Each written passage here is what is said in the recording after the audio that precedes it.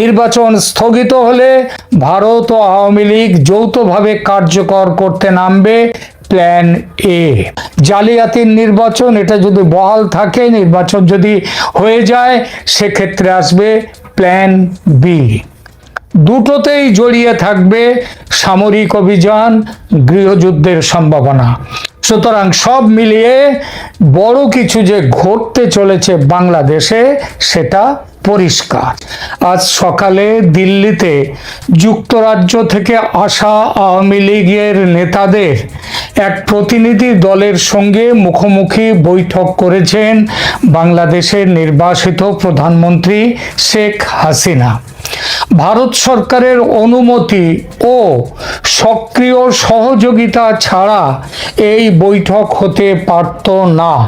অর্থাৎ গত কিছুদিন ধরে একের পর এক শেখ হাসিনার বিভিন্ন সংবাদ সম্মেলন ইত্যাদি নিয়ে যেভাবে ভারতে আওয়ামী লীগ সক্রিয় হয়ে উঠেছে এবং এই সক্রিয় হওয়ার বিরুদ্ধে যেভাবে বাংলাদেশের বর্তমান অন্তর্বর্তী সরকার বিরোধিতা করছে, ভারত তাকে বিন্দুমাত্র আমল দিল না, এটা বুঝে যাওয়া যায় এই ঘটনা থেকে।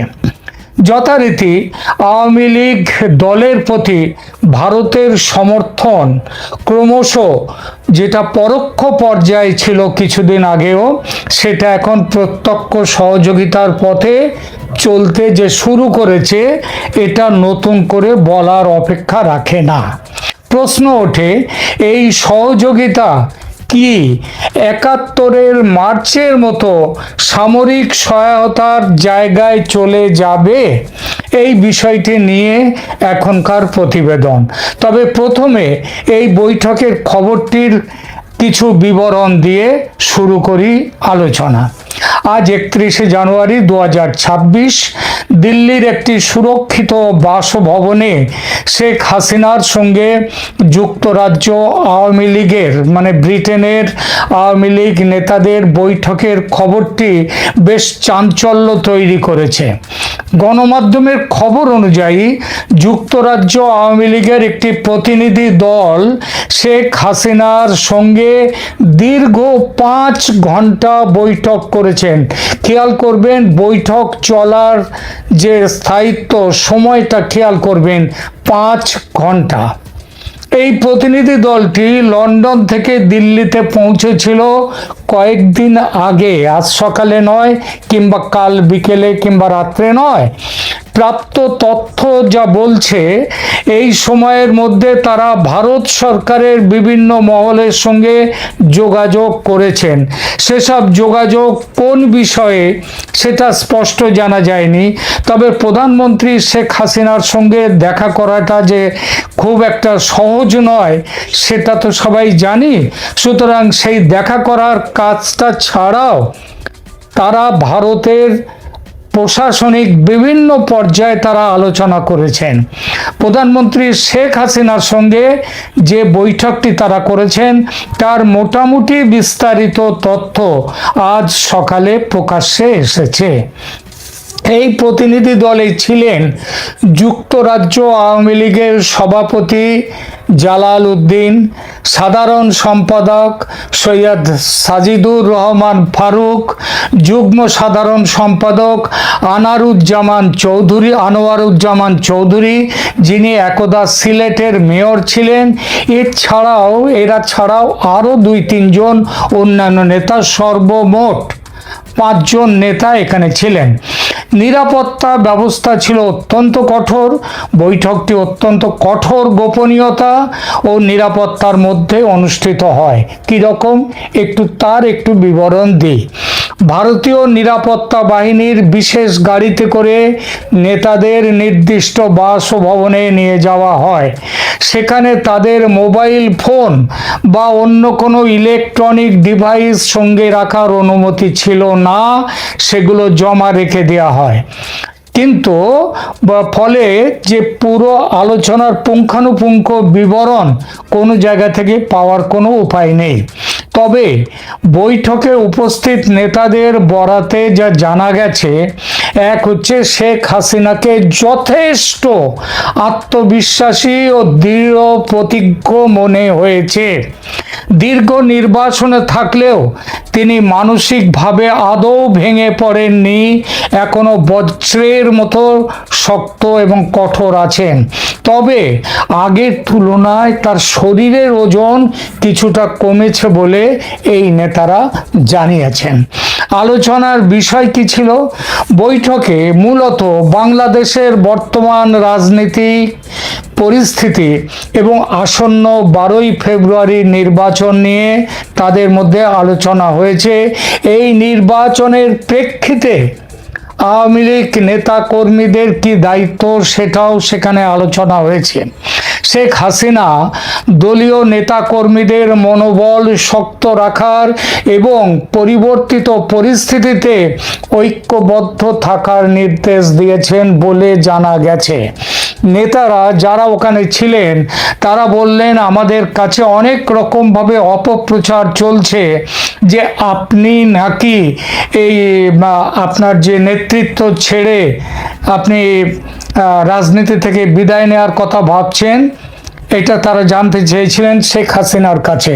শেখ হাসিনা স্পষ্ট বলেছেন যে এরকম কোনো চিন্তা ভাবনা তিনি আদৌ করেননি এবং আগামী দিনে যতদিন না বাংলাদেশকে তিনি উদ্ধার করতে পারবেন এই ইউনূসের কাছ থেকে, এই সরকারের কুশাসন থেকে উদ্ধার করতে না পারবেন, যতদিন না দেশকে আবার উন্নতির পথে এগিয়ে নিয়ে যেতে পারবেন, মানুষের চোখের জল মুছে নেওয়ার ব্যবস্থা করতে পারবেন, ততদিন তিনি কোনো রকম অবসর নেওয়ার কথা ভাবছেন না এবং ভাববেন না। তিনি বরং বলেছেন যে নেতা কর্মীদের মনোবল শক্ত রাখার এবং পরিবর্তিত পরিস্থিতিতে ঐক্যবদ্ধ থাকার নির্দেশ দিয়েছেন বলে জানা গেছে এবং এটাও বলেছেন এখন থেকে তিনি নিয়মিত নির্দেশ সমস্ত কিছু পাঠাবেন। আরও জানা গেছে আগামী 2-1 দিনের মধ্যে বড় কিছু ঘটার সম্ভাবনা আছে বাংলাদেশে। সেই পরিস্থিতি এলে দলের কি করণীয় হবে দেশে ও বিদেশে সে সম্পর্কে আলোচনা ও সিদ্ধান্ত হয়েছে। তিনি ব্রিটেনের এই প্রতিনিধি দলকে আরও বলেন যে আন্তর্জাতিক আদালতে, ইন্টারন্যাশনাল যে ক্রাইমস কোর্ট যেগুলো রয়েছে সেইখানটাতে তাদেরকে আরও সক্রিয় হওয়ার জন্যে এবং এই সরকারের বিরুদ্ধে আইনগত ব্যবস্থা নেওয়ার জন্যে সমস্ত ব্যবস্থা নেওয়ার কথা তিনি সেখানে নতুন করে বলেছেন। এই প্রসঙ্গে 12ই ফেব্রুয়ারি বাংলাদেশে ত্রয়োদশ জাতীয় সংসদ নির্বাচন এবং জুলাই চার্টার নিয়ে যে সাংবিধানিক গণভোট অনুষ্ঠিত হতে যাচ্ছে, সেই প্রেক্ষাপটে ভারতের সম্ভাব্য ভূমিকা সম্পর্কে যুক্তরাজ্যের প্রতিনিধিদের অবহিত করেন শেখ হাসিনা। তিনি আরও বলেন যে ভারত বাংলাদেশে এতদিন ওয়েট অ্যান্ড ওয়াচ এই নীতি নিয়ে চলছিল, সেটা এখন পাল্টে গেছে। ভারতের অপেক্ষা করো এবং দেখো নীতি যে বড় পরিবর্তনের দিকে যাচ্ছে। সাম্প্রতিক ঘটনা প্রবাহ তার স্পষ্ট ইঙ্গিত দিচ্ছে। ভারতের এই কঠোর ও সতর্ক অবস্থান নিয়ে আন্তর্জাতিক মহলেও নানা বিশ্লেষণ চলছে। ভারত ঐতিহাসিকভাবে আওয়ামী লীগের ঘনিষ্ঠ হলেও বর্তমান পরিস্থিতিতে তারা বিএনপির সঙ্গে একটা স্ট্র্যাটেজিক যোগাযোগ বাড়িয়েছে। ভারত চাইছে বাংলাদেশে একটি স্থিতিশীল সরকার থাকুক যারা ভারতের উত্তর পূর্বাঞ্চলের নিরাপত্তা এবং দুদেশেরই বাণিজ্যিক স্বার্থ রক্ষা করবে।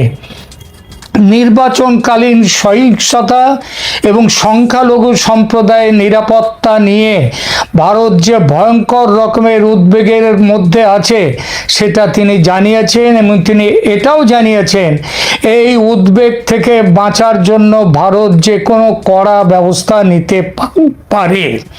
ভারতীয় কূটনীতিকরা আন্তর্জাতিক মহলে এবং বর্তমান অন্তর্বর্তীকালীন সরকারের সঙ্গে আলোচনায় সংখ্যালঘুদের সুরক্ষা নিশ্চিত করার উপর গুরুত্ব দিয়েছেন বারবার, কিন্তু এই সরকার তা কিছুই করতে পারেনি। দিল্লি থেকে শেখ হাসিনার সাম্প্রতিক অডিও বার্তা এবং রাজনৈতিক কর্মকাণ্ডে অন্তর্বর্তীকালীন সরকার তীব্র ক্ষোভ প্রকাশ করেছে। ঢাকা থেকে জানানো হয়েছে যে ভারতের মাটিতে বসে হাসিনাকে রাজনৈতিক বক্তব্য দিতে দেয়া প্রতিবেশী সুলভ আচরণের পরিপন্থী। ভারত এখন একদিকে হাসিনাকে আতিথেয়তা প্রদান করছে, অন্যদিকে ঢাকার বর্তমান ক্ষমতায় যারা আছেন তাদের সঙ্গে কোনো রকম তাদের সাথে সহযোগিতার পথ ছেড়ে দিয়েছে এবং এখন সহযোগিতা নয়, এখন ভারত ব্যবস্থা গ্রহণের পথের দিকে যে চলেছে সে ব্যাপারেও এই প্রতিনিধি দলকে পরিষ্কারভাবে জানিয়ে দিয়েছেন শেখ হাসিনা। ভারত সরাসরি নির্বাচনে হস্তক্ষেপ না করলেও তারা চায় একটি অংশগ্রহণমূলক নির্বাচন হোক বাংলাদেশে, কিন্তু আওয়ামী লীগ বর্তমানে নিবন্ধিত দল হিসেবে অংশ নিতে পারছে না, কারণ তাদেরকে নিষিদ্ধ রাখা হয়েছে। কিন্তু জামায়াতে ইসলামের মতো শক্তির উত্থান নিয়ে ভারতের কৌশলগত উদ্বেগের কারণ রয়েছে। সংক্ষেপে, ভারত সরকার শেখ হাসিনাকে সর্বোচ্চ নিরাপত্তা দিয়েছে। 12ই ফেব্রুয়ারি নির্বাচনকে কেন্দ্র করে সরাসরি পক্ষ কিছু না নিয়েও তারা কিন্তু তাদের ওয়েট অ্যান্ড ওয়াচ যে নীতি তা থেকে সরে এসছে। ভারত সরকার সাধারণত চরম সংকট ছাড়া দূতাবাস কর্মীদের পরিবার সরিয়ে নেয়নি কোথাও, আজকে সেটা নিয়েছে। 21শে জানুয়ারি 2026-এ দেয়া ভারতের নন ফ্যামিলি পোস্টিং ঘোষণা এবং রামপাল বিদ্যুৎ কেন্দ্র থেকে কর্মকর্তাদের প্রস্থান কেবল নিরাপত্তাজনিত কারণ নয়, বরং একটি গভীর কৌশলগত বার্তার অংশ। দিল্লি স্পষ্ট করে দিয়েছে যে 12ই ফেব্রুয়ারি নির্বাচন ও জুলাই চার্টার গণভোটকে কেন্দ্র করে বাংলাদেশে ব্যাপক সহিংসতার আশঙ্কা রয়েছে।